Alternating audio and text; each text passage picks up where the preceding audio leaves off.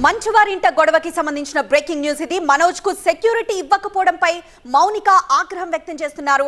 ఫిర్యాదు చేసిన మనోజ్ కు భద్రత కల్పించడం లేదు అంటున్నారు మౌనిక.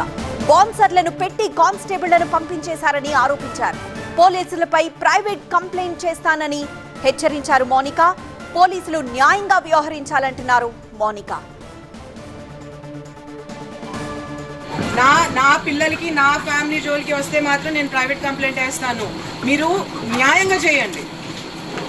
దెబ్బలు మనోజ్ గారి మీద పడ్డాయి. దెబ్బలు లేదు మీరు వినండి. కానిస్టేబుల్స్ పంపించేశారు. నేను స్పీకర్ పెడతాను, మాట్లాడండి. మా ముందు మాట్లాడండి.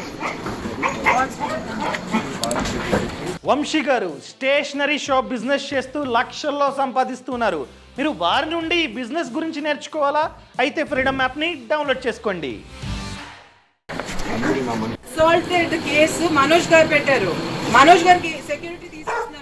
మరోవైపు ఈ సాయంత్రం ఇంటెలిజెన్స్ చీఫ్ తో పాటు తెలంగాణ డీజీపీని కలిశారు మంచు మనోజ్, మౌనిక దంపతులు. తన ఇంట్లో జరుగుతున్న పరిణామాలను వివరించి తమకు రక్షణ కల్పించాలని కోరారు. తనపై 10 మంది గుర్తు తెలియని వ్యక్తులు దాడి చేశారంటూ ఇప్పటికే పహాడీ షరీఫ్ పోలీసులకు ఫిర్యాదు చేశారు మంచు మనోజ్. వారితో తనకు ప్రాణహాని ఉందని రక్షణ కల్పించాలని కోరారు. నేను స్పీకర్ పెడతాను, మాట్లాడండి. మా ముందు మాట్లాడండి.